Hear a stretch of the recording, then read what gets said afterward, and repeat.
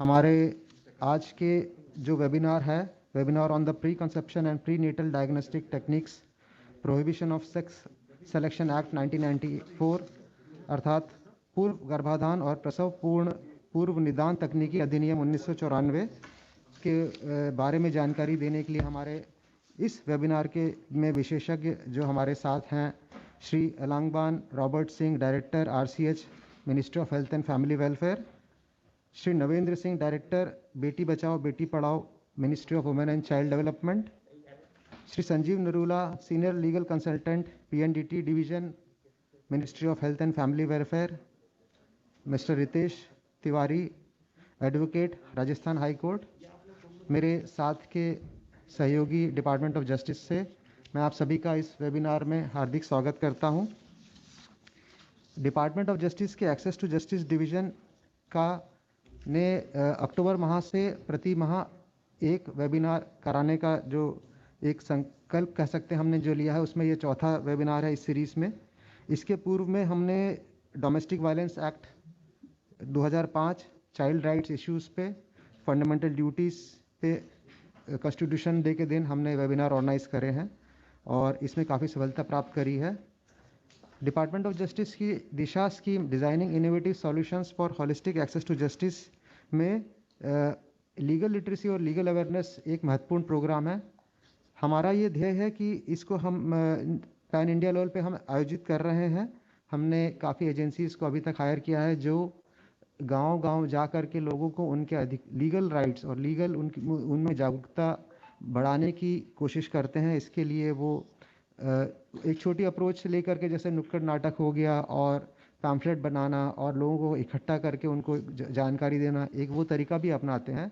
और बड़े स्तर पर हम ये वेबिनार ऑर्गेनाइज करने की कोशिश करते हैं जो जिसमें कि हमारे टेलीलॉ प्रोग्राम के तहत हमसे जो विलेज लेवल एंटरप्रेन्योर और जो पैरालीगल वॉलंटियर्स हमारे साथ जुड़े हैं वो इसमें सम्मिलित होते हैं। ये हमारे एक field level grass root worker हैं जो आगे जो सिटीजन्स को इस वेबिनार से प्राप्त किए ज्ञान को उनमें और आगे बढ़ाते हैं। तो मैं आप सभी का इस वेबिनार में स्वागत करता हूं और मैं आशा करता हूं कि आज के जो वेबिनार है हमारा PCPNDT एक्ट पे, इसके द्वारा हम ना सिर्फ इस एक्ट में दिए गए प्रावधानों के बारे में जानकारी प्राप्त करेंगे, साथ ही हम इसके इम्प्लीमेंटेशन से रिलेटेड जो इश्यूज़ हैं वो भी जानकारी प्राप्त करेंगे और जो कुछ हमें इस एक्ट में सक्सेस स्टोरीज प्राप्त हुई हैं जो हमारे विशेषज्ञ हैं वो भी इसके बारे में आप सभी से अपनी बातें शेयर करेंगे जो आप सबके लिए आने वाले समय में काफ़ी लाभकारी होंगी। तो मैं आपका सबका फिर से पुनः इस वेबिनार में स्वागत करता हूँ। धन्यवाद। Thank you sir. मैं अब director RCH Shri Robert Singh को आमंत्रित करता हूं उनके प्रेजेंटेशन के लिए। सर का टॉपिक है implementation label challenges of PCPNDT act and best practices. Director RCH। Thank you. Let me just share the PPT, okay?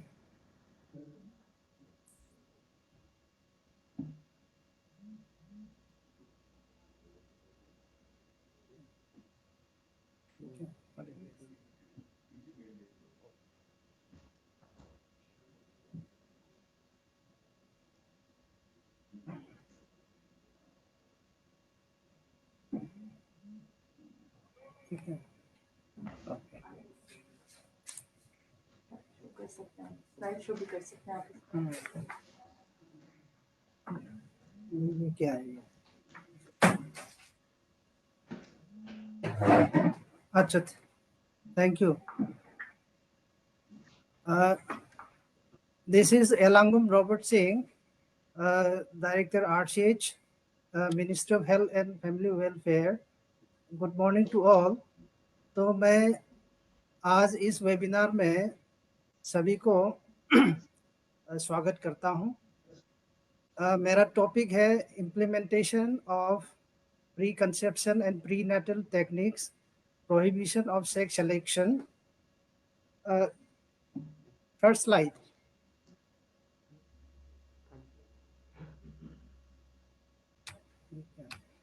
यहाँ से कंट्रोल। फ्लाइट में आप चेंज हो रहे हैं। हेलो हेलो, यस हाँ सर, प्लीज कंटिन्यू। स्लाइड उधर से शेयर हो रही है, यहाँ से नहीं है। Sir first slide. हाँ, फर्स्ट स्लाइड। हाँ हाँ, तो इसको second. पीसीपीएनडी, हाँ, इसको पीसीपीएनडीटी एक्ट के नाम से भी जाने जाते हैं। तो आज मेरा फोकस रहेगा implementation level challenges and best practices. Next slide. हाँ, हमारा मिनिस्ट्री जो है, ministry looks after the implementation of this act, that means PCPNDT act. The act was enacted in 1994 which came into force in 1996। तो 2003 में इसका एक amend हुआ है, तो नाम थोड़ा सा चेंज हुआ, pre conception and pre natal diagnostic techniques prohibition of sex selection act 1994। तो इसमें इंक्लूड किया जाता है prohibition of sex selection before and after conception. Before conception also sex selection is prohibited. It also regulates use of preconception diagnostic techniques for sex selection। ये central legislation है, मगर इसके implementation जो है सारा स्टेट्स और यूटी करते हैं through centralised implementing mechanism. That is appropriate authorities her state को और यूटी के पास है। it is added with advisory committees at each state, district or sub-district level। Next slide।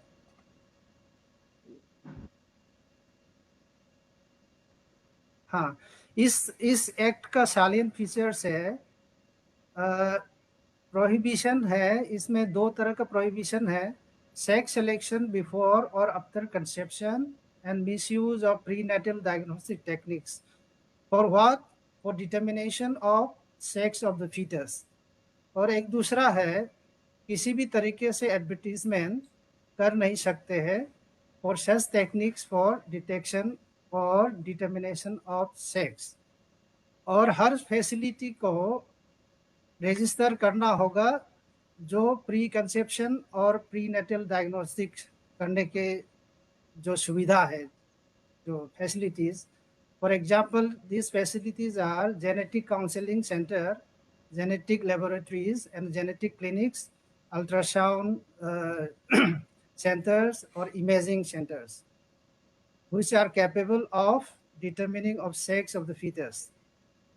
और इस एक्ट में कुछ फॉर्म, प्रेस्क्राइब फॉर्म है, फॉर्म DEFG।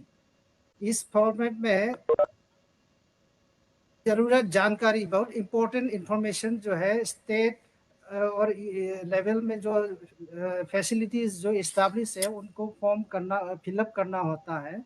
अगर इंफॉर्मेशन ठीक से फॉर्म सबमिट नहीं करता है तो उनको दोषी माना जाएगा। तो उनको प्रूव करना होगा ये हमने गलती नहीं किया है, हमने एक के हिसाब से फॉर्म भरा है करके।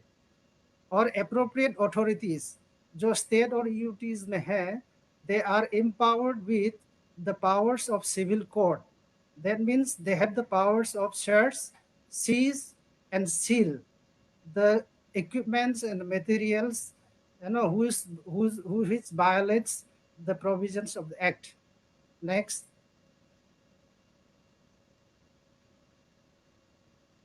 हाँ, ये डायग्राम बताते हैं जो इस एक्ट की इम्प्लीमेंटेशन को किस तरह से मॉनिटर करता है और किस तरह से रिपोर्टिंग करता है।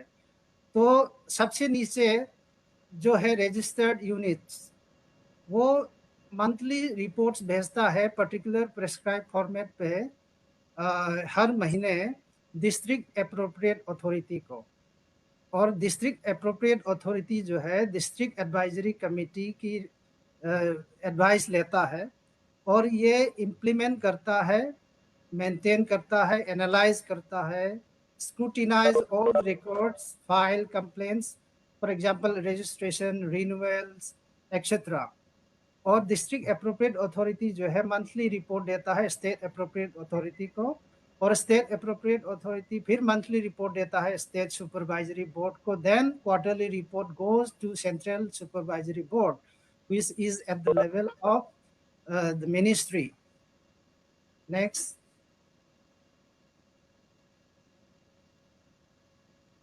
इस एक्ट की इम्प्लीमेंटेशन के बारे में थोड़ा सा ये जानकारी है, ये स्टेटिस्टिक्स है. So far we have total registered facilities 70,965 और ongoing court cases है all over India at various level is 3,201. Number of convictions secured, जो गलती करता है उस वायलेट करता है उसको हमने इसको कन्विक्ट कर दिया है. You are the violator of this act 640. और मेडिकल लाइसेंस जो वायलेट करता है उसकी लाइसेंस सस्पेंड करता है या तो कैंसिल कर चुके हैं 145. This is the status up to June 2021. Next slide.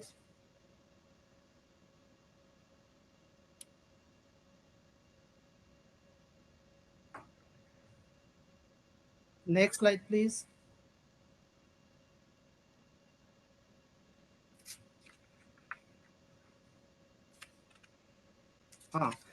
This is just a diagrammatic presentation of the figures. Ongoing court, as on 2020, we have 3,158, and conviction rate in 2017 was 34%.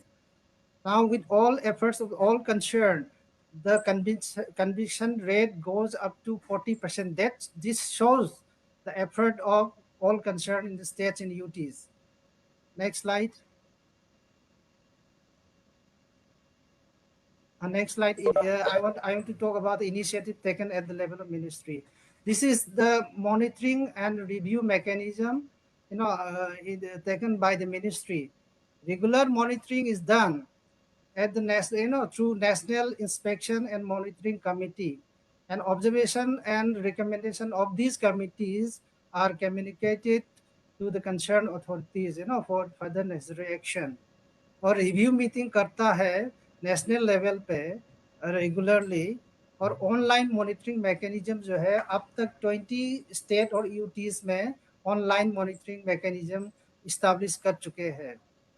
और online sex advertisement जो है monitor करता है ministry level पे, और further necessary action लिया जाता है उसके हिसाब से. Next slide. मिनिस्ट्री की तरफ से कैपेसिटी बिल्डिंग एंड सेंसिटाइजेशन की एंगल से ये एक्शन लिया जाता है, जो कि बहुत जरूरी है इस एक्ट के अंदर. कैपेसिटी बिल्डिंग एंड सेंसिटाइजेशन और हैंड्स ऑन ट्रेनिंग जो है conducted on standard operating guidelines for district appropriate authorities and PNDT nodal officers in all states in UTs, or capacity building and training workshops for district appropriate authorities and PNDT nodal officer also conducted regularly. Or central government renders financial support to the state and UTs, for strengthening implementation structures under National Health Mission, like dedicated PNDT cells, capacity building, monitoring, advocacy campaigns, and IC activities. Orientation and sensitization for judicial officers and public prosecutors also conducted through National Judicial Academy and state judicial academies. Next. IEC activities are 360-degree approach on changing mindset through sustained local level engagement with community. ज़्यादा से ज़्यादा local level के community engagement करेंगे तो हमारा जो है हमारा काम जो है उसकी सक्सेस की बहुत ज़्यादा होती है.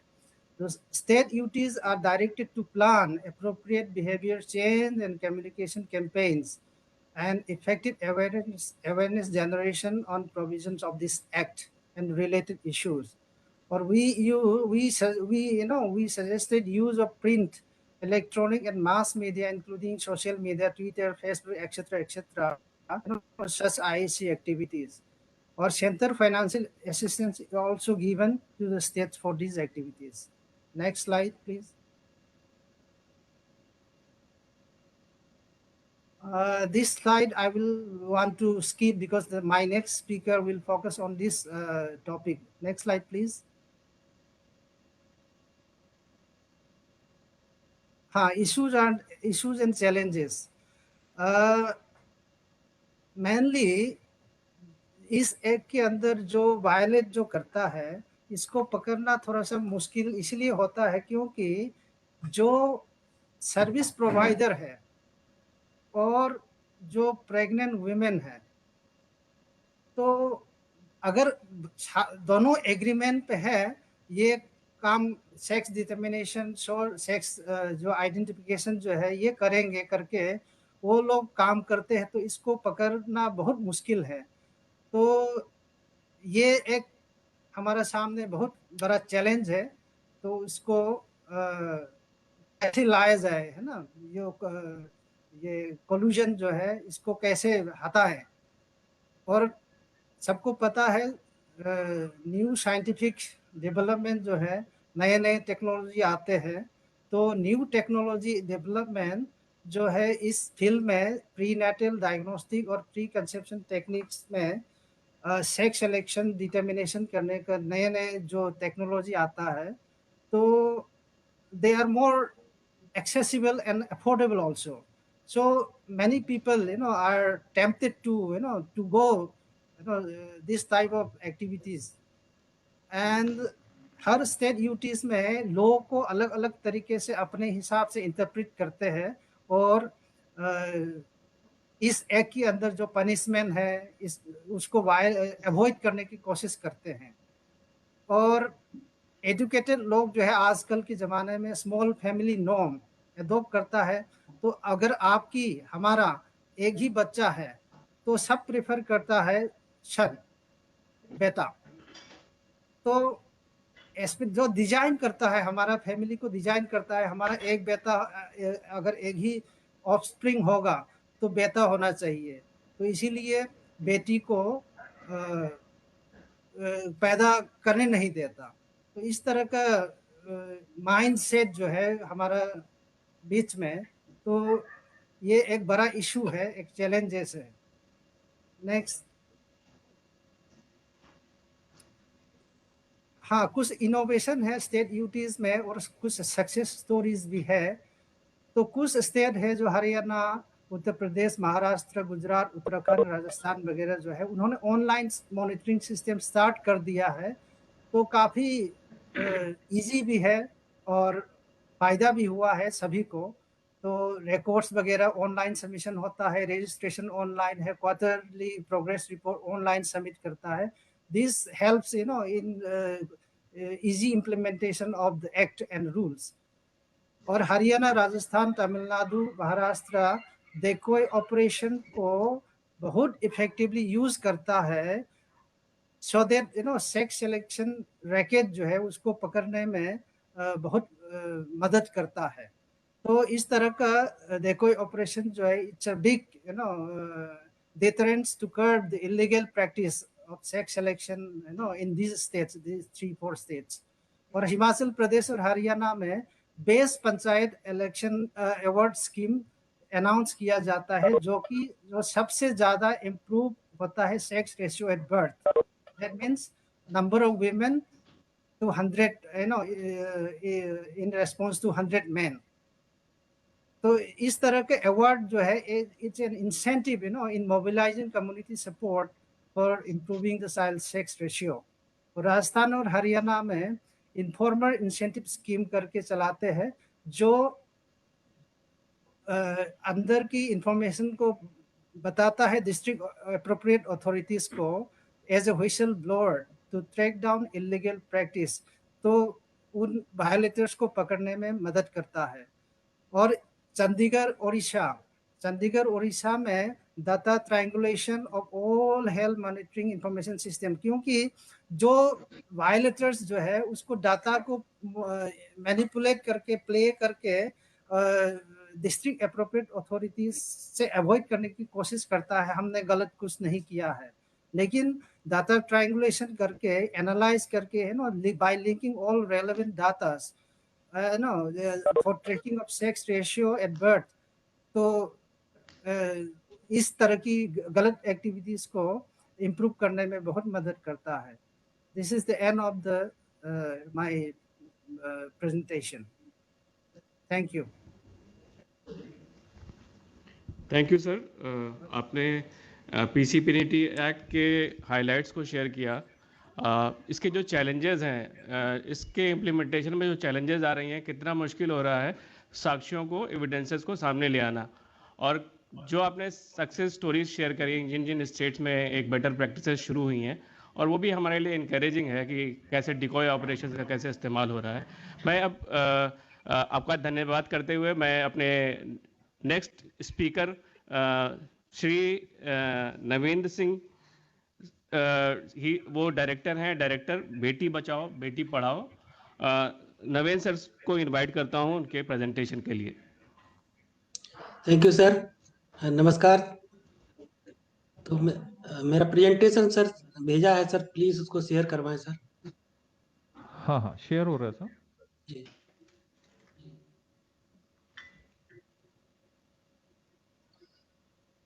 बेटी बचाओ बेटी पढ़ाओ scheme of the Ministry of Women and Child Development. It is implemented in all the states, but it is implemented through the district. So we have selected initially 405 multi-sectoral interventions. Next slide, please.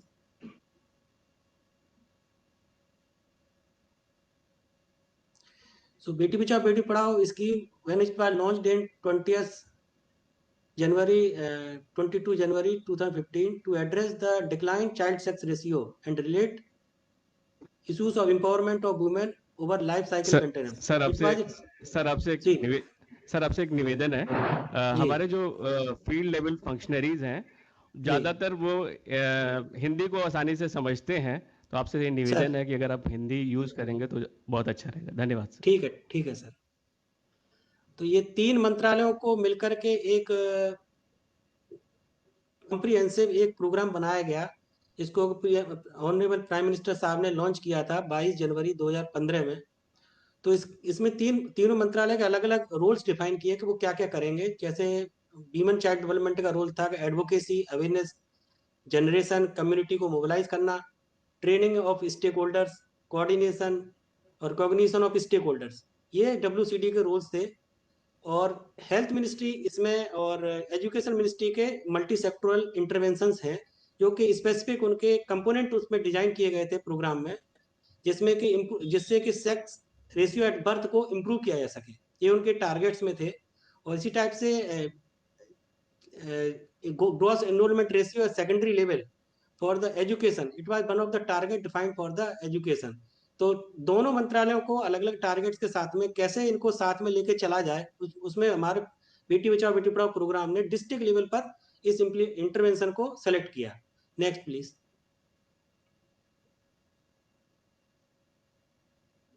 तो main component Beti Bachao Beti Padhao program में था convergent coordinated action by government India और ministry of health and education. साथ में media and advocacy campaign करना है MWCD को, जिसमें कि 640 जिले थे सेंसस 2011 के अकॉर्डिंग। और इसी 640 में से हमने 405 जिले सेलेक्ट किए थे जिनमें मल्टी सेक्टरल इंटरवेंशन करना था through department of health and department of education at the district level. Objective यही था कि हमें जेंडर बाइज्ड सेक्स सिलेक्शन जो होता है जहाँ जहाँ पहले से प्रिविलेंट है, उसको कैसे एलिमिनेट किया जा सके, और survival and protection of girl child को कैसे और इंश्योर किया जा सके, और एजुकेशन ऑफ बच्ची को एजुकेशन और साथ पार्टिसिपेट करने के लिए कैसे इनकरेज किया जाए, ये इसके ऑब्जेक्टिव थे प्रोग्राम के। Next please. तो बेसिकली ये प्रोग्राम को स्टार्ट करने के पीछे जो नैरेटिव था वो ये था कि जो चाइल्ड सेक्स रेशियो था वो डिक्लाइन हो रहा था कंटिन्यूअसली। 2011 तक के सेंसस जो भी आए उसमें कंटिन्यूसली डिक्लाइन चल रहा था चाइल्ड सेक्स रेशियो में। तो डिकेडल जो चाइल्ड सेक्स रेशियो में पता लगता है कि जो जब भी सेंसस होता है तब, तो उससे हमें पता लगा कि इसके लिए कुछ स्पेसिफिक प्रोग्राम की जरूरत है। तो उसके मद्देनजर ये बेटी बचाओ बेटी पढ़ाओ प्रोग्राम को लॉन्च किया गया। Next slide please. इसी सेक्स रेशियो को हमने स्टेट वाइज भी टेबुलेट किया है यहाँ। जो डिकेडल जो चाइल्ड सेक्स रेशियो के हमारे पास डेटा आ रहे थे 1991 के सेंसस में, 2001 के सेंसस, 2011 के सेंसस में, ये तीनों सेंसस को मिला करके एक जरूरत लगी कि ऐसा कोई प्रोग्राम चलाया जाए जिससे कि मंत्रालय जो डिस्ट्रिक्ट लेवल पर जो काम करते हैं उनमें कोऑर्डिनेटेड एफर्ट हो, जिससे कि सीएसआर को इम्प्रूव किया जा सके। सीएसआर को इम्प्रूव करने के लिए सीएसआर होता है क्योंकि 0 से 6 साल की एज में, तो उसको और बेहतर तरीके से इम्प्रूवमेंट और इम्प्लीमेंट करने के लिए सलाह दिया गया एसआरबी को पकड़ा जाए। जो sex ratio at the birth है, तो वो कैसे उसको बेहतर करेंगे तो सीएसआर भी बेहतर होगा, ये मानते हुए हमने फिर एसआरबी को टारगेट लिया अपने बेटी बचाओ बेटी पढ़ाओ प्रोग्राम में। Next slide please. तो इंटरवेंशन वही जो डिस्ट्रिक्ट लेवल पर इंटरवेंशन के लिए हमने जो यहाँ से इसकी फंडिंग के मैकेनिज्म भी की। तो हर डिस्ट्रिक्ट में 405 डिस्ट्रिक्ट को जो सेलेक्ट किया, जिसमें कि मेन रीजन यही था कि जो एसआरबी जिनमें पुअर चल रहा है उसमें हम ज्यादा एफर्ट करें कि जिससे कि वहाँ इम्प्रूवमेंट हमें ज्यादा मिल सके। तो इसमें intersectoral consultation, media outreach campaign, training and capacity building at the ground level, innovation awareness practice क्या क्या हो सकती है, क्या क्या वहाँ तो ग्राउंड हर जगह के हर डिस्ट्रिक्ट के अलग अलग चैलेंजेस होते हैं, हर डिस्ट्रिक्ट के अलग अलग वहाँ कस्टम्स होते हैं, नॉर्म्स होते हैं, उनको फॉलो करते हुए वहाँ के इनोवेशन क्या हो सकता है वो डिस्ट्रिक्ट के ऊपर छोड़ा गया। मॉनिटरिंग और एवेल्युएशन के लिए हमने district task force and state task force and national task force का प्रोविजन रखा स्कीम की गाइडलाइंस में, जिसमें कि स्कीम को मॉनिटर किया जा सके 3 अलग अलग लेवल पे। सेक्टोरल एक्टिविटीज के लिए मिनिस्ट्री ऑफ एजुकेशन को रिवार्ड रिकॉग्निशन के लिए बोला गया कि आप गर्ल्स जो अचीवर्स आते हैं आपके एजुकेशन में, उनको आप रिवार्ड करें इस प्रोग्राम के तहत। और इसी टाइप से सेक्टोरल एक्टिविटीज जो हेल्थ की थी उसमें अवेयरनेस पीसीपीएनडीटी एक्ट के लिए, और जो इन्फॉर्मर्स जो इसमें जो देते थे कि पीसीपीएनडीटी का कोई वायोलेशन हो रहा है तो उसको और एफिकेसी प्रोवाइड करने के लिए इसमें रिवार्ड का प्रोविजन रखा गया। Next slide please.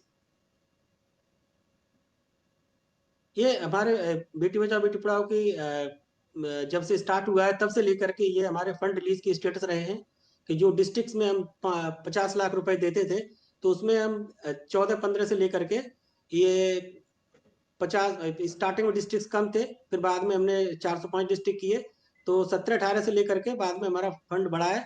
बाद में ये हुआ कि कुछ प्रोग्राम्स जो नेशनल लेवल पे होते थे उनको बोला गया कि इसको और अलग मिनिस्ट्री के प्रोग्राम्स के साथ में कन्वर्ज करके किया जाए, तो इसलिए फिर डिस्ट्रिक्ट लेवल पर मल्टी सेक्टर इंटरवेंशन के लिए फंडिंग की प्रोविजन रखे गए। Next slide please. इसमें फिजिकल प्रोग्रेस जो हमें अभी तक आई है वो इस टाइप से है कि इंक्रीज जो 19 पॉइंट का इंक्रीज हमें मिला है सेक्स रेशियो एट बर्थ में नेशनल लेवल पर, जो 918 से 2014-15 में स्टार्ट हुआ था प्रोग्राम, और 2020-21 के जो आंकड़े आए थे उसमें 937 पहुंच चुका है। मतलब सेक्स हमारे हिसाब से ये इम्प्रूवमेंट आया है। It may be one of the reason that Beti Bachao Beti Padhao is also implemented in most of the districts. और इसी टाइप से ग्रॉस एनरोलमेंट रेशियो भी इम्प्रूव हुआ है, जो 2014-15 में 77.45 था वो 81.32% हुआ 18-19 में, जो कि यूडाइस के डेटा से हमने लिया है। इसी टाइप से चाइल्ड मोर्टेलिटी रेट जो है फीमेल का वो रिड्यूस हुआ है, जो 45 था 2014-15 में, वो 36 हुआ 2018 में। इसी टाइप से फर्स्ट ट्राइमेस्टर एएनसी रजिस्ट्रेशन जो पहले काफी कम होता था वो 61% से बढ़ के 2020-21 में हमारे पास 73.9% हुआ है। और इसी टाइप से परसेंटेज ऑफ इंस्टीट्यूशनल डिलीवरीज, जो कि एक डिलीवरी इंस्टीट्यूशन में होने से ये रहता है कि हमारे पास एक डेटा मिल जाता है वहां से, उसमें किस टाइप के हमें इम्प्रूवमेंट मिल रहा है। तो 87% हुआ करता था 2014-15 में, जो 94.8% हो गया 2020-21 में। Next slide please. जब बेटी पढ़ाओ प्रोग्राम चल रहा था तो बीच बीच में हमने डिस्ट्रिक्ट्स में बात कर करके उनसे पूछा कि आपके यहाँ क्या क्या किस टाइप की बेस्ट प्रैक्टिस फॉलो करते हैं। तो ये कुछ कुछ हमने कंपाइल किए थे। इसमें लक्ष्मी पूजन का एक प्रोग्राम होता है, तो उसमें हवन करवाते हैं जब बच्ची को, जो अपना जब भी उनके कुछ प्रोग्राम रहते हैं बर्थ के बाद में। ऐसे नन्हे चिन्ह का एक प्रोग्राम बनाया जिसमें आंगनबाड़ी वर्कर्स को उनको प्रमोट किया गया कि आप इसको कैसे करके बेबी गर्ल्स के वहाँ उनके पैरों के निशान वगैरह बनवा के फुटप्रिंट वगैरह लेकर के और चार्ट पेपर वगैरह तैयार करें, जिससे कि और अवेयरनेस वगैरह फैलाई जा सके। इसी तरीके से बेटी बगीचा बनाने का कॉन्सेप्ट किसी किसी डिस्ट्रिक्ट ने किया, जिसमें कि बेटियों के नाम से उन्होंने जो पब्लिक प्लेसेस थे वहाँ उसमें बगीचा टाइप का या प्लांटेशन वगैरह किया। स्वच्छता का एक है स्वच्छता, सुरक्षा, स्वास्थ्य, सम्मान और संबलंबन करके एक प्रोग्राम कुछ डिस्ट्रिक्ट ने अपने लेवल पर किया, जिसमें कि मेंस्ट्रुअल हाइजीन पर ज्यादा जोर दिया गया जो स्कूल में बच्चियां जाती थी उनके लिए। Next slide please. किसी जगह कुछ कुछ डिस्ट्रिक्ट ने बालिका मंच का प्रोग्राम किया, जिसमें कि जो चाइल्ड एम्पावरमेंट क्लब बनाए जिसमें कि एडोलेसेंट गर्ल्स थे, तो उन्होंने अपने अपने कुछ इंटरवेंशन जो वो कर रहे थे, जिसमें कि कैसे ऑफेंसेस होते हैं उसके बारे में जानकारी दी जा सके। आपनो बेटी आपनो मन ये प्रोग्राम था, जिसमें कि जो बच्चियां हिंदी, इंग्लिश और मैथ्स में जो अच्छा परफॉर्म करती थी उनके लिए उनका कैसे मान सम्मान दिया जा सके। ऐसे घर की पहचान बेटी के नाम, कुछ कुछ डिस्ट्रिक्ट ने ऐसा किया कि बेटी के नाम से घर का नाम रखने का परंपरा चालू किया, तो उनको और बेटी को लग रहा है बेटी को रिकॉग्निशन देने के लिए बेटी के नाम से हम घर रखेंगे, घर का नाम भी बेटी के नाम से होगा। उन्होंने बोर्ड लगाए अपने अपने घर के सामने। इसी टाइप से चाइल्ड मैरिज प्रोहिबिशन रथ किसी किसी डिस्ट्रिक्ट ने चलाया, जिसमें कि डिस्ट्रिक्ट एडमिनिस्ट्रेशन ने अपने लेवल पर एक रथ बना करके, जैसे नयागढ़ डिस्ट्रिक्ट है उन्होंने एक प्रोग्राम किया था जिसमें कि चाइल्ड मैरिज को कैसे रोका जा सके उसके लिए उन्होंने अपना प्रोग्राम किया। एक तरीके से मास अवेयरनेस टाइप का प्रोग्राम था।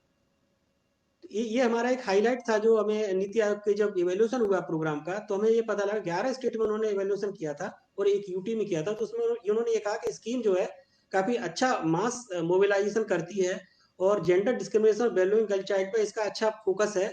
और ये अवेयरनेस जो है जितनी भी अभी तक की गई है वो काफी हाई लेवल की है, लोग इस नाम को पहचानते हैं।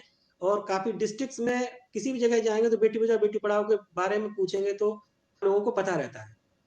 Thank you, that's it. Thank you so much sir, आपने बहुत विस्तार से बेटी बचाओ बेटी पढ़ाओ स्कीम के बारे में शेयर किया। और ये एक अच्छा उदाहरण भी है कि अगर एक व्यापक सामाजिक समस्या को दूर करने के लिए अगर कोई डेडिकेटेड स्कीम बनाई जाती है तो दो मिनिस्ट्री ने अलग अलग कैसे प्रयास किया है और उसके हमें अच्छे इंडिकेटर्स भी दिखाई पड़ रहे हैं। तो सर बहुत बहुत धन्यवाद। मैं अपने नेक्स्ट स्पीकर की तरफ बढ़ता हूँ। Shri Sanjeev Narula senior legal consultant हैं PNDT division ministry of health and family welfare से। श्री संजीव नरूला, संजीव जी का टॉपिक है role of PNDT cell in implementation of PCPNDT act. बहुत सारे राज्यों में भी प्रयास किया गया है, डेडिकेटेड यूनिट्स भी बनाए गए हैं, सेल भी बनाए गए। तो वो किस तरह से ये सेल किस तरह से इस कानून के पीसीपीएनडीटी एक्ट के इम्प्लीमेंटेशन में अपनी भूमिका कैसे निभाते हैं। सर संजीव नरोला सर, आप अपना प्रेजेंटेशन शुरू करिए। थैंक यू सर, नमस्कार sir. I welcome the initiative taken by Disha, which is an innovative scheme for creating legal awareness, because in law we says ignorance of law is no excuse. So law का ज्ञान सभी को होना चाहिए और किस law के अंदर इम्प्लीमेंट हो रहा है उनके लिए, that is very important. So my topic here is the role of PCPNDT cell in implementation of the PCPNDT Act. Next slide. Sir ये पीसीपीएनडीटी एक्ट को बने हुए 25 साल हो चुके हैं and we have come a long way and honourable Supreme Court has been instrumental in passing the major judgements for the implementation of the act. In fact, in 2018 there was a major judgment passed by the honorable Supreme Court for implementation. The PCPNDT Act was incorporated in 1994 and was amended in 2003 to include preconception before the name of PNDT, because पहले सिर्फ prenatal diagnostic techniques को माना जाता था, but later on जब नई techniques involve होनी शुरू हो गई, that is the preconception, conception से पहले, जैसे IVF technique या AIT जो है clinics artificial reproduction, तो उसको भी include हमने इसमें किया. Include the prohibition of sex selection before and conception, also regulate. So this PCPNDT Act is basically, so you are changing the slide. So the central, so PCPNDT एक central legislation है, पर इसकी implementation state से होती है. पूरा procedure is through the appropriate authorities, district authorities and sub-district authorities who are instrumental in implementing this act. Yes, next slide, sir. So next slide, please.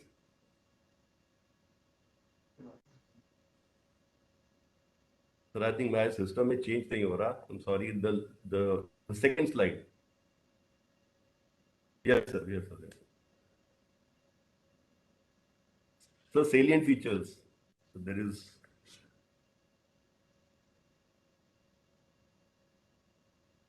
Yes, sir. So PCPNDT is basically for regulation of the machines, prohibition of sex selection, regulation of the ultrasonography machines, and prevention of use of machines for illegal use. Illegal use is the determination of sex, which is done. The sex, what's the इसमें advertisement in relation to such techniques for detection of determination of sex under Section 22. Now, so Section 22 was pending before the Supreme Court, and Supreme Court has passed an order where the nodal officers have been appointed to look into online advertisements. If any violation is found in online advertisement, that is reported to the search engines to be removed. In fact, Supreme Court has passed an order to advertise so that general public can inform to the nodal officer so that actions can be taken. So इसमें आम जनता को भी involve किया गया है कि अगर कोई violation found is happening, they should inform it to the nodal agency. The facilities providing preconception are capable of determining sex under Section 18. The maintenance of records. Now, maintenance of records is a very important part, which was decided by the Supreme Court also in the Foxy judgment. Another is search and seizure and sealing powers. So these are the powers given to the appropriate authorities, which are equivalent to the powers of a magistrate. Yes, sir. Next slide, sir.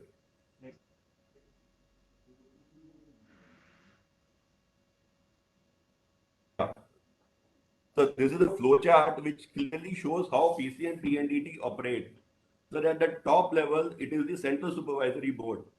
The Central Supervisory Board is headed by the Honorable HFM, Honorable Minister of Health Minister, and after that it is the WCD and the Ministry of Law are also involved.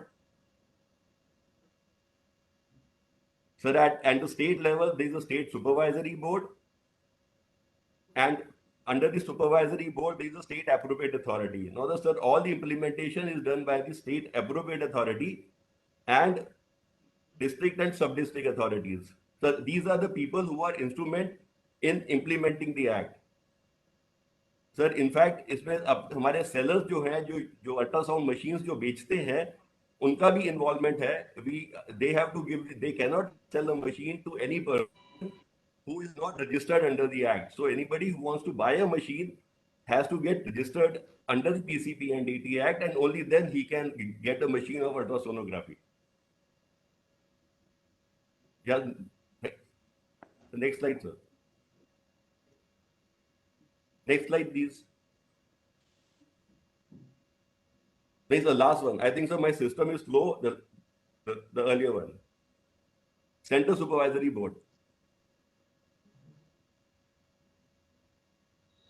The Central Supervisory Board has the powers to advise central government on policy matters and to review and monitor the implementation of the act and to create a public awareness. Now, this is a very important part of creating a public awareness which has to be overlooked by the Central Supervisory Board and the State Supervisory Board. To lay down the code of conduct for the persons working in the clinic and to oversee the performance of various bodies working under the Act. So the various bodies who are working under the Act are the appropriate authorities and the district authorities and the sub-district authorities which have to report to the CSB. Next slide, sir.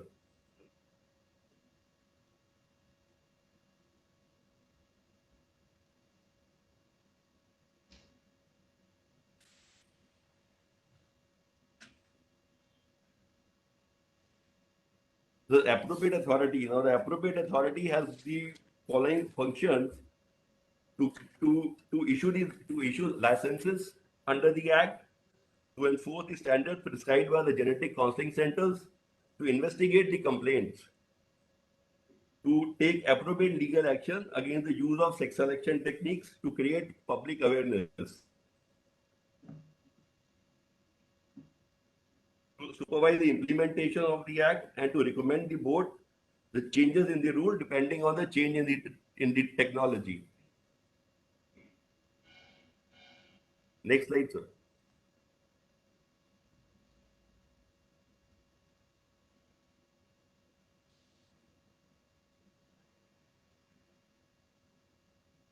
Sir, the appropriate authority has been given abundant power. They have the power to summon the person in possession of any information relating to the violation of the Act, production of any document, material object, issue of search warrants. Appropriate authority is also empowered to suo motu, of its own, investigate the matter and to file a complaint against the genetic counseling centers and clinic. The appropriate authority is also suo motu empowered to suspend the registration in the public interest. So appropriate authority has been given abundant powers and they are notified under the Act to take every action which is required to prevent the misuse of the technology or in case there is any sex determination happening in the state. Next slide, sir.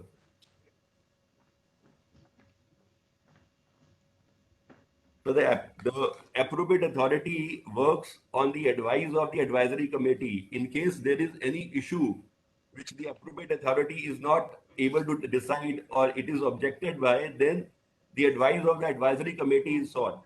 That advisory committee is constituted in every state and it is made for 3 years and every 3 years it is remade. And they have to take the action on the recommendation of the advisory committee. And committee, after investigation of the complaint, can suspend or cancel the registration of the PC, any center which is registered under the PC and PNDT Act. Yes, next slide, sir.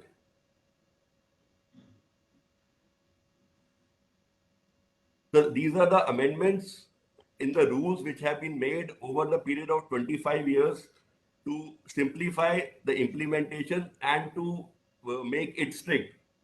So like Rule 11.2 was amended in 2011, where any unregistered machine which is found will be confiscated by the appropriate authorities. Rule 3B was inserted in 2012 to regulate the use of portable machines. Now these portable machines were used for determining the sex of a fetus and they were being used out of the hospital. So we have regulated the use of those machines कि उनको कहाँ पे use करना है. Rule 3A3 was inserted in 2012. Now this is a rule where the registration is issued to the medical doctors in not more than 2 districts. इसमें the issues which were highlighted by under the violation of the Act was that these doctors were doing registration under so many districts and they were not available at a place where the test was conducted. So this was a major issue and still it is a major issue whether they should work at more than 2 districts or they should be restricted to 2 districts. And Rule 5.1 was amended in 2012 so as to enhance the fees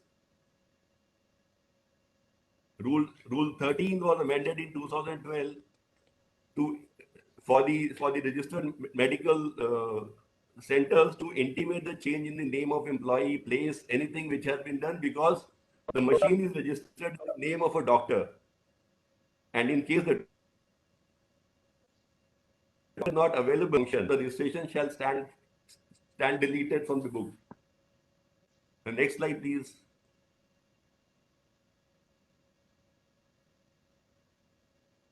(11)(2). So this Rule 331B. So Rule 331B was incorporated in 2014. This is a very important rule which is under challenge before the Supreme Court, and SLP is still pending before the Supreme Court. So this pertains to the MBBS doctors who can conduct 6-month training.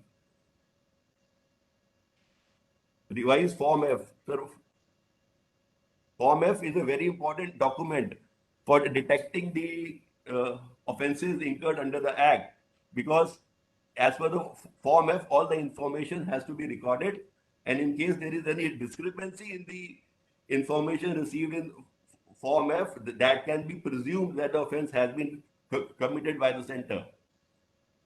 Rule 18A. Now, Rule 18A was inserted in 2014. It lays down the code of conduct for the appropriate authorities, how the appropriate authorities shall function, and what are the and how, so that the Act can be uniformly implemented in all the states. Rule 19A. Rule 19A was inserted in 2017. This pertains to the appeal. In case anybody is aggrieved by the order passed by the appropriate authority, he has the right to appeal against the order of the appropriate authority. Rule 5 was amended in 2017. In this, the government hospitals were exempted from depositing the fees. 6-month training rules is again that 2014 they were made, and still it is pending before the Supreme Court. Next slide, please.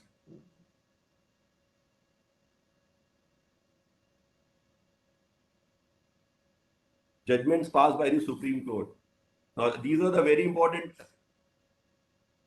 judgments which have been passed by the Supreme Court, and Supreme Court has been instrumental in passing the orders for the implementation of the Act. The Voluntary Health Association of Punjab versus Union of India is the major judgment where the Supreme Court has laid down the directions for the ministry to comply with.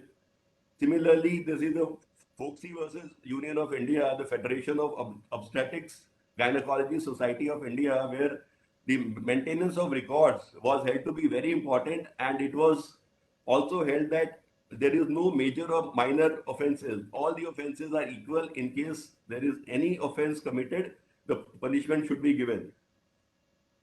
SLP filed by the Union of India. This is with regard to 6-month training rule 331B, which was declared ultra vires by the High Court of Delhi. Union of India has challenged this order of the High Court and received a favorable stay order against that order. Now, Sehat versus Union of India. This is the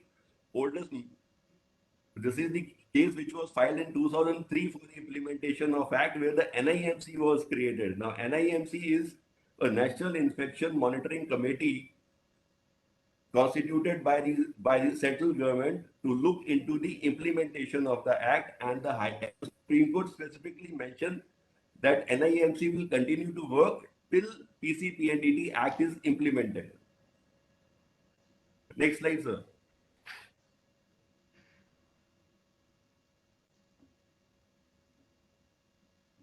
Monitoring.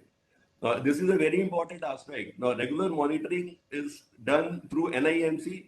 NIMC is the National Inspection Monitoring Committee constituted under the order of the Supreme Court. Observations and recommendations of the NIMC team are communicated to the concerned authorities for necessary action. NIMC was constituted under the order passed in Sehat versus Union of India. Sehat is Center for Inquiry in Health and Allied Themes versus Union of India in 2003. review of the meetings were conducted. Sir, every year the review is conducted, annual review is conducted on the states, how the PCPNDT is being implemented in the states, and what is the update, and what are the good steps that have been taken by the states are informed. Online mechanism of record keeping has been developed. Now the ministry has developed a mechanism where all the records can be maintained online. Online sex selection advertisement being monitored by the nodal agency. Section 22 of the PC and PNDT Act bars the advertisement online, bars any advertisement, and in fact there is some online advertisement is there that is also barred, and the nodal agency has been constituted by the Ministry of Health under the order of the court. Next slide, please.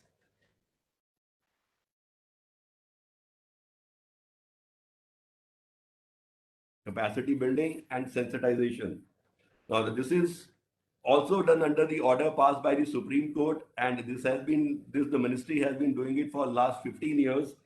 Hands-on training conducted on standard operating guidelines for the districts, appropriate authorities, and PND nodal officers. Capacity building and training workshop for the district appropriate authorities, PND nodal officers are conducted regularly. Central government is rendering the financial support for the implementation of the implementation structure under NHM, dedicated PNDT cell, capacity building, monitoring, and advocacy campaigns.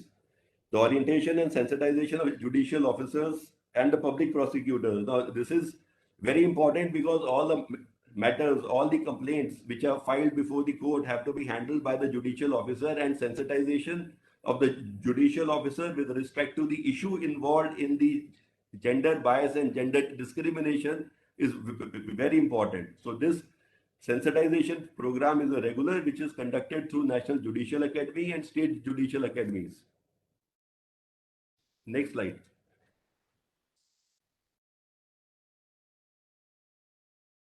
IEC activities. Now, IEC activities is also being conducted under the order passed by the Supreme Court in various matters. Supreme Court is very instrumental in implementation of the act, and they have always been ordering the central government to issue advertisements with regard to the Section 22 violation and other changes. States are directed to plan appropriate behavior change communication campaign and effective awareness generation program relating to PCPNDT. Potential of print, electric, and mass media, including social media leverage. Central assistance for behavior change and communication. So IEC activity is being carried out under the order passed by the Supreme Court. But still, I think it is a very long way to go. Despite all the orders passed by the Supreme Court, the ministry is implementing, and still it is a long way to go to make a behavioral change so that PCPNDT is implemented in all the states. Thank you, sir. Thank you Sanjeev ji for your detail presentation. और आपने जो इस कानून में central supervisory board, appropriate authorities, advisory committees और जिस तरह से इसकी और बारीकियों को आपने हाईलाइट किया है, बहुत बहुत धन्यवाद आपका। और मैं अपने नेक्स्ट स्पीकर की ओर बढ़ता हूँ।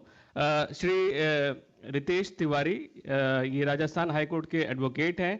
इनसे अपेक्षा है impact of declining sex ratio और जो राजस्थान के अनुभव जो रहे हैं वो कृपया साझा करेंगे। Shri Ritesh Tiwari, advocate, Rajasthan high Court. नमस्कार।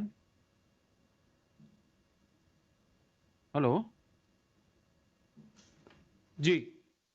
हाँ, सबसे पहले तो मैं अपना परिचय ये देना चाहूँगा कि जो भी नरूला जी ने कहा कि जो सप्लायर्स जो हैं, सप्लायर्स के ऊपर भी बेचने पर रोक है, तो सबसे पहले हमने राजस्थान में 28 केसेस जो थे 2009 में सबसे पहले 28 केसेस इन्हीं सप्लायर्स पे किए थे, क्योंकि they are not giving information to the state appropriate authority in 2009।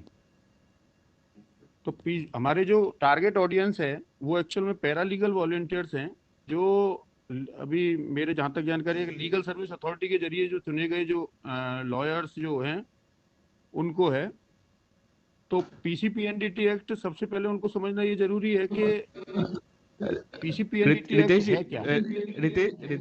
Ritesh जी, हमारे जो फील्ड लेवल फंक्शनरीज हैं वो टेली लॉ प्रोग्राम के एकदम फ्लैग बेयरर्स हैं, और इसमें पैरालीगल वॉलंटियर्स भी हैं और विलेज लेवल एंटरप्रेन्योर्स हैं, मतलब जो कम्युनिटी लेवल पे अपनी सेवाएं प्रदान करते हैं। तो कोई ज़रूरी नहीं है अच्छा, कि सारे paralegal volunteers legal services authorities से एसोसिएटेड हो, वो अपने आप में इंडिपेंडेंट फंक्शनिंग भी करते हैं। मेरा मतलब ये था थैंक्स। आशुतोष जी कि उन लोगों को थोड़ा सा उनकी जो लैंग्वेज है ना उसी में उनको समझाने का प्रयास करने का था मेरा। क्योंकि जी पीसीपीएनडीटी जी एक्ट एक ऐसा एक्ट है कि जिसमें हर लेवल पे चेक लगा हुआ है।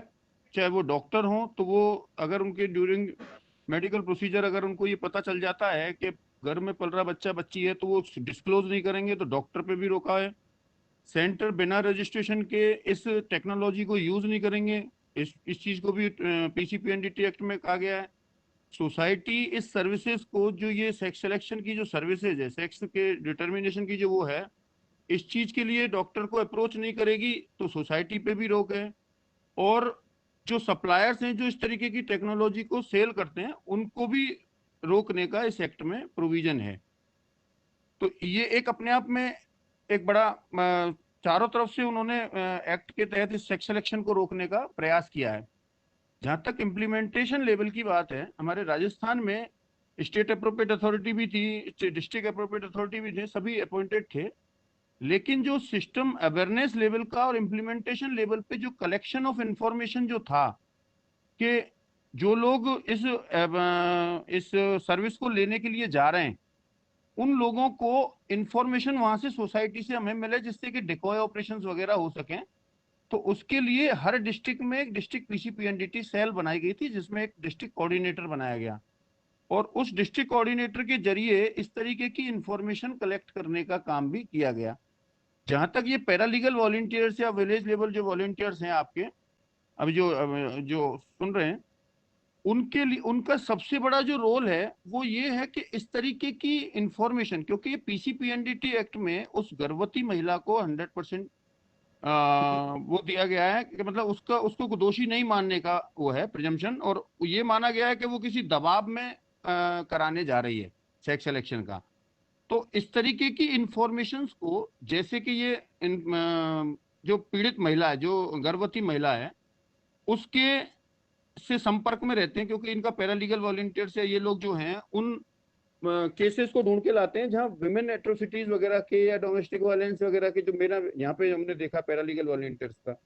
तो इस तरीके की इंफॉर्मेशन जब इनको कोई मिलती हैं तो वो इनको लेकर के उस डिस्ट्रिक्ट लेवल पे जो अथॉरिटीज हैं उनको इन्फॉर्म करें, और वहां से लेकर के डिकॉय ऑपरेशन जो हम लोगों ने यहाँ शुरू किए थे वो डिकॉय ऑपरेशन संभव हो पाए।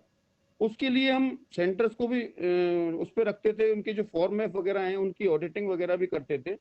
उनकी ऑडिटिंग से जो, जैसा भी इन्होंने बताया था कि 4(3) में जो इसका प्रिजम्पशन है, इस एक्ट में एक सबसे अच्छी बात यह है कि अगर कहीं किसी प्रकार का, चाहे फॉर्म एफ के जरिए किसी प्रकार की कोई वायलेशन पाया जाता है, या अगर किसी प्रेग्नेंट लेडी के कहीं कोई, जैसे डोमेस्टिक वायलेंस में भी एक इस तरीके का प्रोविजन है, अगर प्रेग्नेंट लेडी को अगर कोई बच्चा नहीं हो, बेटा नहीं हो रहा है, तो इस तरीके का अगर कोई वायलेंस किया जाता है तो वो भी वो पैरालीगल वॉलंटियर्स की उसमें आता है, इनके वर्क जॉब में। तो इस तरीके के जो केसेस थे वो जब वहाँ डिस्ट्रिक्ट पीसीपीएनडीटी सेल में हमने कलेक्ट करने के लिए हर डिस्ट्रिक्ट लेवल पे कोऑर्डिनेटर लगाया हुआ था, तो उनके जरिए लीगल जो डिकॉय ऑपरेशंस वो हमने काफी सारे किए थे। सबसे बड़ी दिक्कत जो हमें आती थी कि जो मशीनें थी, जो पोर्टेबल मशीनें घूम रही थी, या जो डिस्ट्रिक्ट में बिना रजिस्ट्रेशन के, ये एक्ट में तो प्रोविजन था कि बिना रजिस्ट्रेशन के मशीन नहीं आ सकती कहीं भी किसी भी सेंटर पे, लेकिन फिर भी हमें बहुत सारी मशीनें ऐसी मिली थी जिनके रजिस्ट्रेशन, जिन सेंटर्स पे रजिस्ट्रेशन नहीं थे। तो इसको लगाना, जो कि जो सप्लायर्स जो थे उनको रोकना बहुत जरूरी था, क्योंकि हम रेगुलरली नोटिस दे रहे थे, वो हमें सीरियसली लेते नहीं थे। तो फिर हमने इस तरीके की जो मशीनें थी जो बिना रजिस्ट्रेशन के पाई गई डिस्ट्रिक्टों में, उन मशीनों को लेकर के हमने और डिटेल बनाई थी कि किस किस सेंटर, किस किस कंपनी की कौन कौन सी मशीनें बिकी हैं।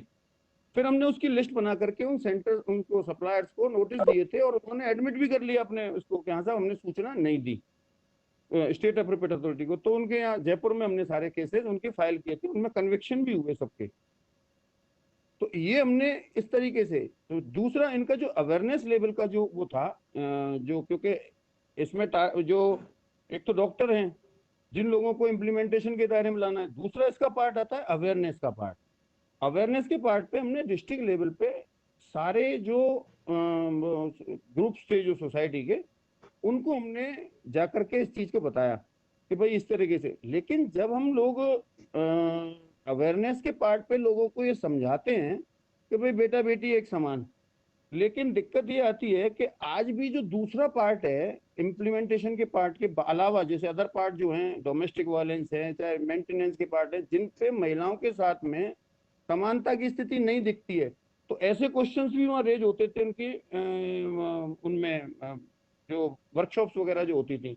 तो हमने इस एक्ट की अवेयरनेस सोसाइटी में लाने के साथ साथ उस पार्ट पे भी हमने काम किया था कि जो लोग जो एग्जाम्पल सेट कर रहे हैं अपने आप में सोसाइटी में, उन लोगों को भी कहीं ना कहीं एक्सेस टू जस्टिस कराया जाए, जिससे कि वो कहीं ना कहीं सोसाइटी में जो बच्चियों के प्रति जो एक सेकेंडरी वो बना रखा है उसका, उस चीज पे हम कार्य कर सकें। तो ये हमें काफी सक्सेसफुल भी हुआ था।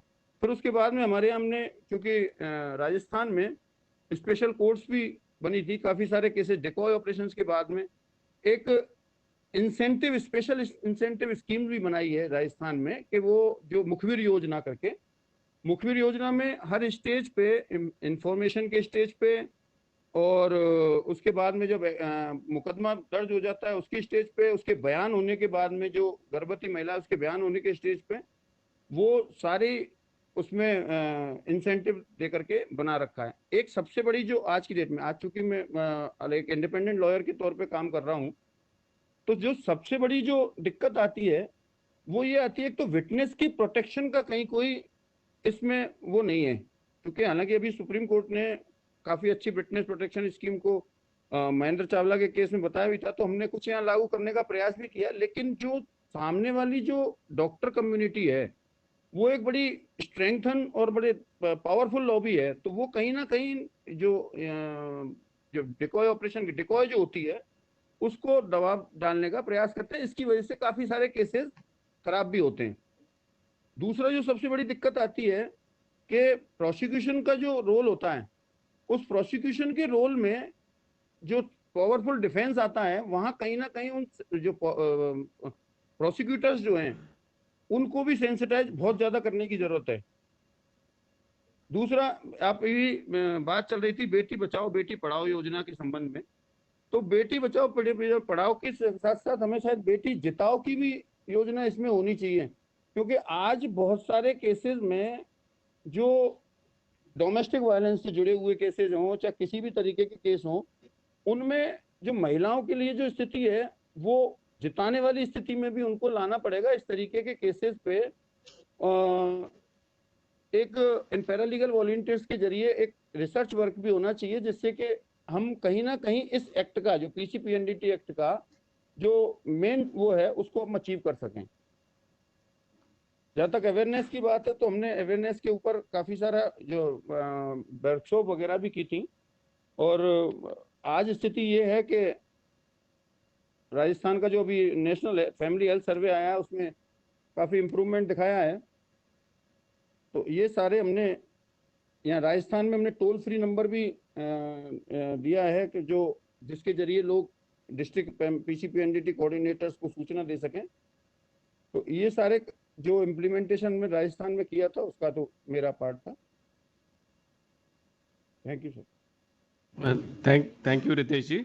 आपने डिटेल में जो आपके कोऑर्डिनेटर्स का जो रोल रहा, डिस्ट्रिक्ट लेवल के कोऑर्डिनेटर्स के रोल के बारे में बात करी, और आपने ये बार बार हाईलाइट किया कि जो कहीं ना कहीं जो रूट कॉज के रूप में निकल के आ रहा है कारण है कि जेंडर डिस्क्रिमिनेशन कहीं ना कहीं व्याप्त है, और वो बहुत बड़ा एक चैलेंज बन रहा है इस कानून के इम्प्लीमेंटेशन में। आपने ये भी हाईलाइट किया कि विटनेस प्रोटेक्शन के बारे में बिल्कुल ध्यान नहीं दिया गया है, तो उनका भी प्रोटेक्शन होना चाहिए। और एक एंड में आपने बात कही कि बेटी पढ़ाओ बेटी बचाओ के साथ साथ बेटी जिताओ की भी का भी प्रयास होना चाहिए।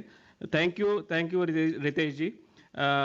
अभी थोड़ा सा हम लोग अपने जो सवाल हैं उसे लेना चाहेंगे। अपने जो हमारे फील्ड लेवल फंक्शनरीज हैं उनके अगर सवाल हैं तो उसे ज़रूर लेना चाहेंगे।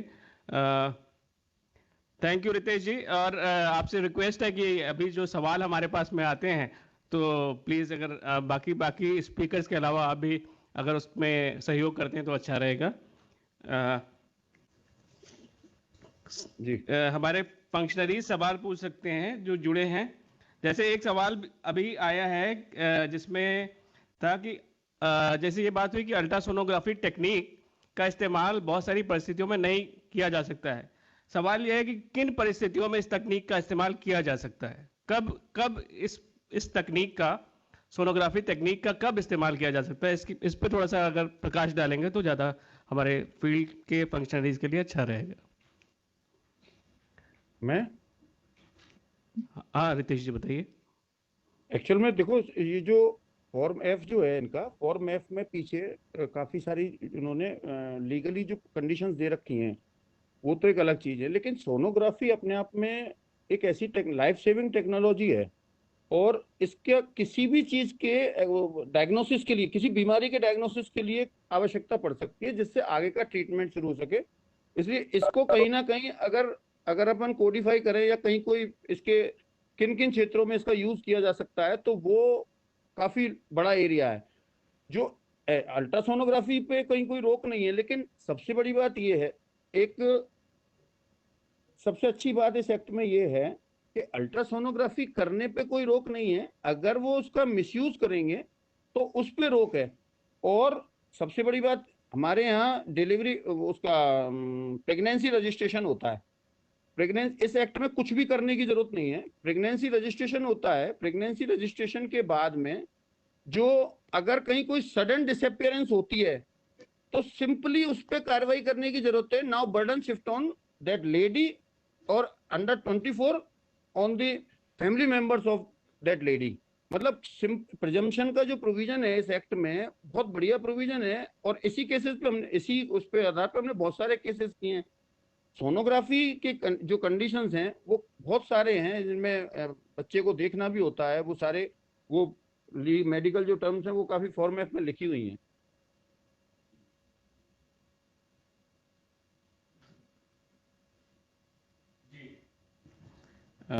थैंक यू रितेश जी। सजा जो है इस कानून में जब मान लीजिए कोई दोषी पाया जाता है या ऐसा कोई जेनेटिक क्लिनिक है जिसने कानून का उल्लंघन किया है तो उसमें एक जरा जो सजा है इस कानून में उसे भी थोड़ा सा अगर हाईलाइट करेंगे। देखो, पीसीपीएनडीटी एक्ट में कंप्लेंट जो होती है वो एप्रोप्रिएट अथॉरिटी फाइल करते हैं और इसमें जो सेक्शन 23 है वो इसका पिनल प्रोविजन है जिसमें दंड का प्रावधान है। उसमें दोनों जो लोग हैं, जो सोसाइटी से जो लोग जा रहे हैं उनको भी दंड का प्रावधान है और जो डॉक्टर या मेडिकल फ्रेटर्निटी का जो भी वो जो लोग कर रहे हैं जिनका डिस्क्लोजर के पार्ट पे जिनका ऑफेंस था वो भी ऑफेंस है इस एक्ट में। और दोनों को ही पहले ऑफेंस पे 3 साल तक की सजा है और सब्सिक्वेंट ऑफेंस पे 5 साल की सजा है। इसमें दोनों लोगों को ही टारगेट लिया गया, लेकिन इसमें एक्ट में बस दंड के पार्ट पे उस महिला जो है, जो प्रेग्नेंट लेडी है, उसके पक्ष में एक ये कहा गया है कि वो सोशल प्रेशर के तहत उस पर जा रही है। इन केस अगर कहीं एप्रोप्रिएट अथॉरिटी कोई डिकॉय ऑपरेशंस करते हैं और वहां कोई महिला प्रेग्नेंट लेडी पकड़ी जाती है तो उस प्रेग्नेंट लेडी को ये बचाव दिया गया है कि वो जैसा हमें यहाँ सोसाइटी में देखते हैं कि ये सोसाइटी का प्रेशर रहता है कि साहब लड़का चाहिए, तो उस प्रेशर में जा रही है, इसलिए उसको उसके खिलाफ कोई कंप्लेंट का प्रोविजन नहीं है। तो दोनों ही पार्ट जो है वो जो सोसाइटी से जो लोग जा रहे हैं और डॉक्टर वगैरह सबके लिए दंड का प्रावधान है जो पहले ऑफेंस पे 3 साल का। अच्छा, एक इसमें ये है कि इसमें I would like to add in case अगर डॉक्टर्स ऑफेंस करते हुए पकड़े जाते हैं, उनका कन्विक्शन हो जाता है, their name can be deleted from the state medical register by the IMC. बिल्कुल, राजस्थान में ऐसे हुए भी हैं, काफी सारे डॉक्टर्स के रजिस्ट्रेशन हमने इनिशियल स्टेज पे जो सारा स्टिंग ऑपरेशन के जो डॉक्टर्स थे उनके जी सबके रजिस्ट्रेशन सस्पेंड हुए थे पहले, और बाद में जिनके कन्विक्शन हुए थे उनको फिर वो किया गया था सस्पेंड। जी। इसमें सवाल एक और ये है कि ये जो केसेस होते हैं, जैसे अप्रोप्रिएट अथॉरिटीज चाहे उस डेकॉय ऑपरेशंस करें या कंप्लेंट बेसिस पे भी जो केसेस आते हैं, ये किस तरह के कोर्ट्स में हैंडल होते हैं? देखो ये फर्स्ट सर 25 आप देंगे, मैं बेसिकली ये फर्स्ट क्लास मजिस्ट्रेट के कोर्ट में केसेस जाते हैं। राजस्थान में स्पेशल कोर्ट बने हुए हैं, उनमें ये सारे केसेस चल रहे हैं। फर्स्ट क्लास मजिस्ट्रेट जो होते हैं उन्हीं के केस में उसमें जाते हैं। इस एक्ट में एक बहुत अच्छी जो प्रोविजन है 28 का, सेक्शन 28 में, कि अगर कोई अप्रोप्रिएट अथॉरिटी काम नहीं भी कर रहे हैं तो एक लेमैन भी उनको बाध्य कर सकता है नोटिस दे करके कंप्लेंट पेश करने के लिए in case of any offence.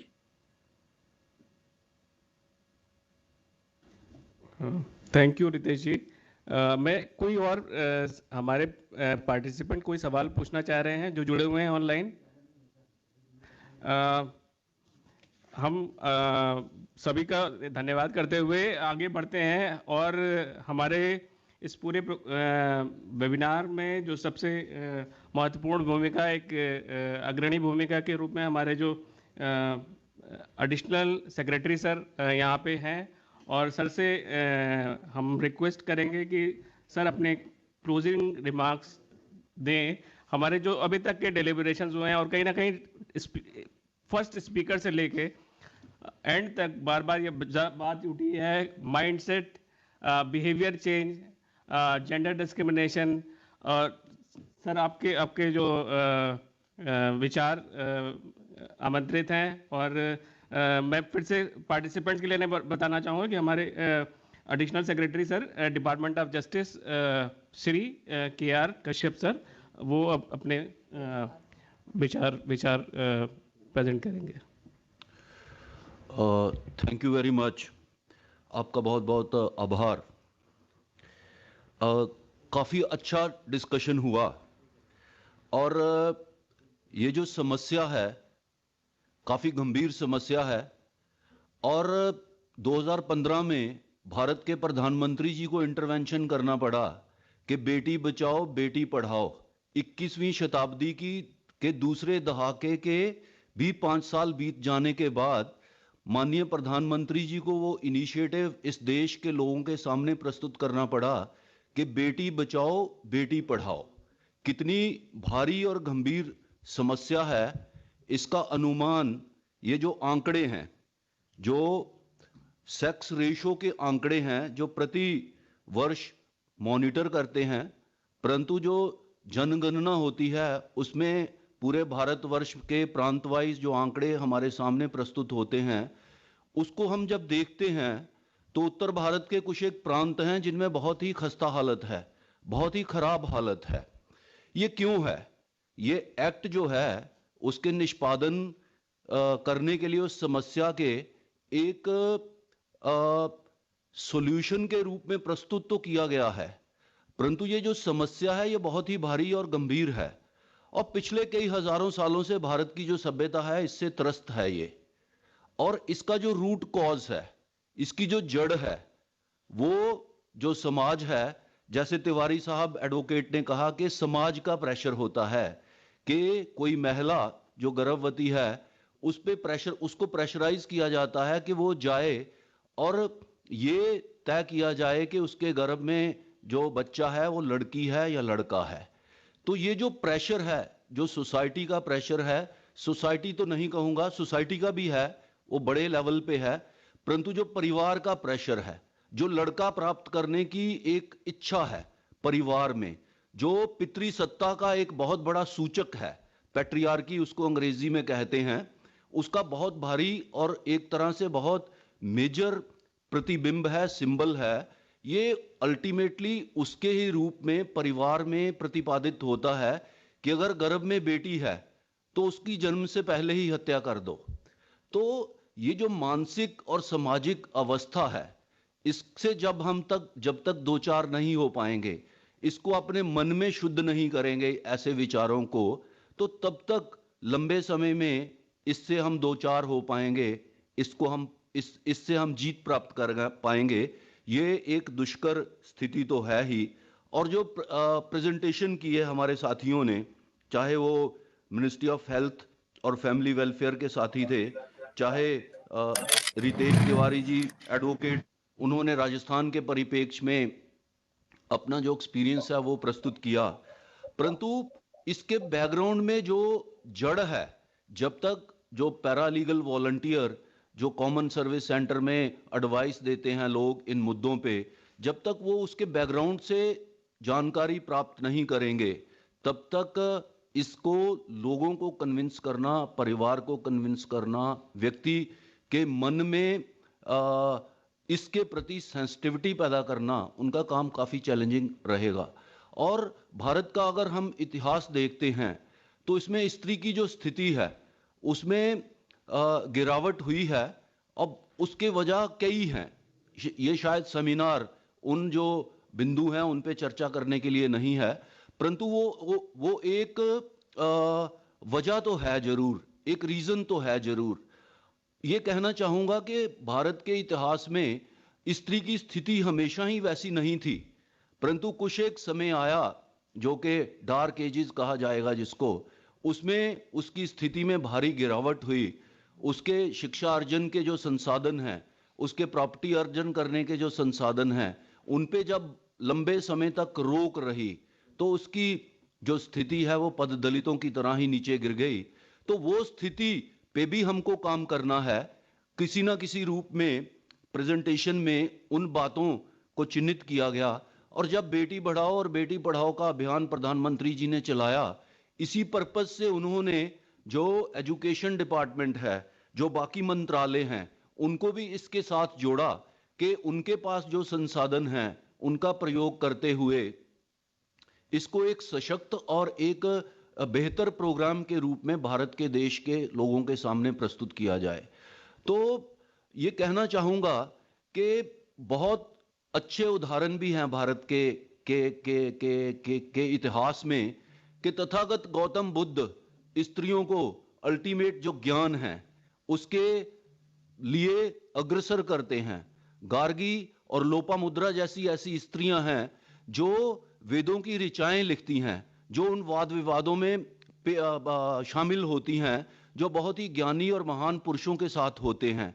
तो आधुनिक भारत के इतिहास में देखें तो सावित्रीबाई फुले ऐसी स्त्री पैदा होती हैं जो 1848 में स्कूल खोल देती हैं, बच्चों जो गर्ल चाइल्ड है उसके लिए अपने ही घर में वो मैटरनिटी होम खोल देती हैं। जो अपेक्षित और त्यागी गई महिलाएं हैं समाज में, उनके रहने की व्यवस्था अपने ही घर में कर देती हैं। तो ये बहुत पुराने एग्जाम्पल नहीं है, मात्र अभी 150 ही साल हुए हैं।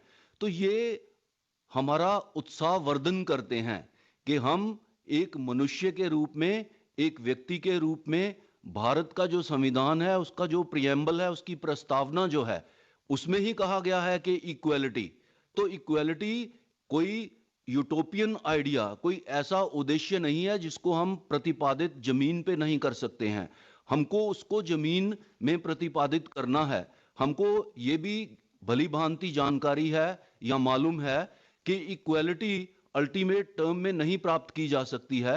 कोई व्यक्ति बलवान हो सकता है, कोई व्यक्ति कमजोर हो सकता है, परंतु हम जब इक्वलिटी की बात करते हैं तो मौका प्रदान करने की बात करते हैं। सामाजिक लेवल में मनुष्य के रूप में पैदा हुए, चाहे स्त्री हो या पुरुष, उसको बराबर मौका देना और उससे बराबर व्यवहार करना, उस तरह की इक्वलिटी की भारत का जो संविधान है वो उसका प्रतिपादन करता है। जब भारत का संविधान लिखा गया था, और अगर हम कॉन्स्टिट्यूएंट असेंबली के डिबेट भी पढ़ते हैं उसके पृष्ठभूमि में, तो हम पाएंगे कि यही बिंदु थे जिन पे उस कॉन्स्टिट्यूएंट असेंबली ने डिबेट करके भारत को एक प्रबुद्ध भारत बनाने का सपना संजोया है। और प्रबुद्ध भारत तभी ही बन पाएगा जब 50% जो इसकी आबादी है, जिसमें बच्चे हैं, लड़कियां हैं, महिलाएं हैं, जब वो सशक्त नहीं होंगी तो भारत भी सशक्त नहीं होगा। और भारत अगर सशक्त नहीं होगा तो हम ये नहीं कह पाएंगे कि हम एक प्रबुद्ध समाज हैं, हम एक प्रबुद्ध व्यक्ति हैं। प्रबुद्ध का अर्थ ज्ञानवान होता है, एक समझदार व्यक्ति होता है। तो ये सारी जो समस्या है, इसकी जो डीप रूटेड कॉज हैं, इसके पीछे जो पृष्ठभूमि है, उसका भी साथ ही साथ हमको निष्पादन करना है। इस एक्ट के अंतर्गत जो एक लेजिस्लेटिव प्रोविजन बनाया है, वो कैसे ग्राउंड लेवल पे उसका ऑपरेशन होता है, उसका इम्प्लीमेंटेशन होता है। उसमें बहुत सारी एजेंसियां इन्वॉल्व हैं, जिसमें पुलिस, न्यायालय, prosecution, health worker, health department, district administration, primary health centre, ये सब लोग और सरकार की एजेंसियां हैं जो इसमें इन्वॉल्व हैं इसको लागू करने में। परंतु हमें इसके भी पार जो माननीय प्रधानमंत्री जी का विजन था, बेटी बचाओ बेटी पढ़ाओ का प्रोग्राम लाते हुए, उसको प्रतिपादित और उसको सही रूप में लागू करने के लिए अभी भी बहुत प्रयास करना है। तो जैसे हमारे साथी नविंदर सिंह जी ने बताया कि बहुत चैलेंजेस हैं अभी भी इसको सही रूप में लागू करने के लिए। ये सोशल और साइकोलॉजिकल इशू तो है ही, उसका भी साथ में हमें निष्पादन करना होगा अगर हमें आने वाले समय में इससे और पॉजिटिव रिजल्ट प्राप्त करने हैं और भारत को एक प्रबुद्ध भारत बनाना है। तो 50% जो आबादी है, जो वुमेन रिप्रेजेंट करती हैं इस देश में, और इस जो सेक्स रेशो का जो वेरिएशन है, जो नीचे की तरफ जाता है, गिर रहा है लड़कियों के एंगल से, वुमेन के एंगल से, उस पे और ध्यान देने की व्यक्तिगत तौर पे, पारिवारिक तौर पे, एक सामाजिक व्यक्ति होने के नाते हमें इसको उजागर करना है और इसके जो इसको प्रोत्साहित करते हैं इन सब नेगेटिविटीज को, उनका सामने आके उनका प्रतिरोध करना है, चाहे हम वो इंडिविजुअल कैपेसिटी में करें। इस एक्ट में तो बहुत प्रावधान हैं ही हैं, और ये भी देखना होगा कि अगर किसी के विरुद्ध कोई ऑफेंस स्थापित होता है और मामला इन्वेस्टिगेशन के बाद न्यायालय में पहुंचता है, तो न्यायालय भी उसमें कितना समय ले रहे हैं। अगर बहुत भारी समय की देरी होती है तो फिर उस जो न्याय प्रक्रिया है उसमें जो रिजल्ट आएगा, शायद उसका जो पर्पस है वही डिफीट हो जाएगा बाद में। तो उसको भी हमें ध्यान देना है। उस पर भी बाद में जब आंकड़े हम सामने प्रस्तुत होंगे तो उस पर किसी अलग समय में चर्चा करेंगे। आप सब लोगों का आभार और बहुत बहुत धन्यवाद। जय Hind. Thank you so much sir. आपने इस समस्या के रूट काज को हम सबके सामने बहुत अच्छे एग्जाम्पल्स के साथ में रखा, और ज़रूरी है उन सारे सामाजिक या जो रूढ़ियाँ हैं, जो विकृतियाँ हैं, उस पर काम करना, और एट द सेम टाइम जो लॉ भी बने हैं उस पर कैसे और इफेक्टिवली काम किया जाए। Thank you so much sir. अब मैं अंत में scheme coordinator legal literacy programme, Nyaya Mitra programme, mister Ravindra पारे से बोलता हूँ कि अपने वोट ऑफ थैंक्स के लिए। Thank you. धन्यवाद आशुतोष जी। मैं सम्मानीय अतिरिक्त सचिव महोदय श्री राजेंद्र कश्यप जी का एवं शैलेश श्रीवास्तव जी निदेशक न्याय विभाग, विशिष्ट वक्तागण, न्याय विभाग और अन्य विभाग के अधिकारीगण एवं जमीनी कार्यकर्ता एवं A to J के हमारे सारे सदस्यगण का स्वागत करता हूं। इस वेबिनार को सफल बनाने के लिए, मैं सहयोग करने के लिए सभी लोगों को धन्यवाद, प्रस्ताव देने के लिए मैं इस सम्मान के लिए बहुत बहुत धन्यवाद। सर्वप्रथम मैं आज के वेबिनार को शोभा बनाने के लिए श्री राजेंद्र कश्यप जी को हार्दिक धन्यवाद देता हूं। इस वेबिनार पर आपने शब्दों से हमें प्रेरित करने और प्रोत्साहित करने के लिए जो बात कही है वो अति सराहनीय है, इसके लिए बहुत बहुत धन्यवाद। मैं इस वेबिनार को सफल बनाने के लिए श्री शैलेश श्रीवास्तव जी एवं under secretary doctor Sahdev Singh ji को भी की उपस्थिति और उनके मार्गदर्शन के लिए धन्यवाद व्यक्त करता हूं। मैं अपने विशिष्ट वक्ताओं में श्री रॉबर्ट सिंह निदेशक RCH को उनके विषय पर उत्कृष्ट प्रस्तुति करने और इस वेबिनार को रोचक एवं सार्थक बनाने के लिए धन्यवाद देता हूं। हमें जिस तरह से इन्होंने मार्गदर्शन दिया, किस तरह से स्वास्थ्य विभाग इस पे कार्य कर रहा है, वो अति सराहनीय है। इसके अलावा मैं बेटी बचाओ बेटी पढ़ाओ के निदेशक श्री नवीन सिंह को धन्यवाद देना चाहता हूं, जिन्होंने हमें योजना की स्थिति के बारे में महत्वपूर्ण जानकारी दी और साथ ही हमें मार्गदर्शन दिया कि हम किस तरह से इस योजना के साथ जुड़ के कानूनी जागरूकता पैदा करने में हम उनको सहयोग कर सकते हैं। और इसके अलावा आपने बताया कि किस तरह से चाइल्ड मोर्टेलिटी में इस स्कीम ने असर डाला है। वो इस स्कीम का एक मुख्य तत्व है जो अति सराहनीय रहा है। साथ ही मैं अधिनियम के क्रियान्वयन में प्रकोष्ठ की भूमिका को उजागर करने के लिए पीएनडीटी डिवीजन के वरिष्ठ कानूनी सलाहकार श्री संजीव नरूला जी को मेरा धन्यवाद देना चाहता हूं। उन्होंने इतने सरल तरीके से हमें और जुड़े हुए इस वेबिनार से जुड़े लोगों को इस एक्ट के बारे में बताया, जिससे निश्चित ही हमें आगे सहयोग मिलेगा। हम भी इस एक्ट को क्रियान्वयन करने में अपनी सहभागिता निभाएंगे। ये मैं श्री रितेश तिवारी जी, अधिवक्ता राजस्थान उच्च न्यायालय को भी धन्यवाद देना चाहूंगा।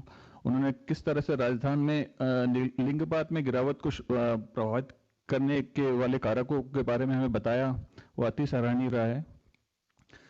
मैं अन्य विभाग के अधिकारीगण और मुख्यतः सीएससी ई-गव के अधिकारी को धन्यवाद देना चाहूंगा, जिन्होंने इस वेबिनार को बड़ी सफलता देते हुए इस अंतिम छोर तक पहुंचाने का काम किया है। वो एवं मैं उन जमीनी स्तर के कार्यकर्ता जो इस समय इस वेबिनार से जुड़े हुए हैं और जिन्होंने विविध माध्यम से इस वेबिनार को सफल बनाया, उनको मैं मुख्य तौर पे धन्यवाद दूंगा। और इस तरह अंत में मैं A to Z टीम को धन्यवाद देना चाहता हूं कि उन्होंने विभिन्न विषयों पर फील्ड अधिकारियों के लिए वेबिनार की श्रृंखला आयोजित करने का जो प्रण लिया है, इसके लिए मैं सभी को धन्यवाद देना चाहूंगा। मैं इस स्नेहपूर्ण शब्दों और इस संदेश के साथ हम संगोष्ठी के अंत की ओर बढ़ते हैं। धन्यवाद। Thank you everyone.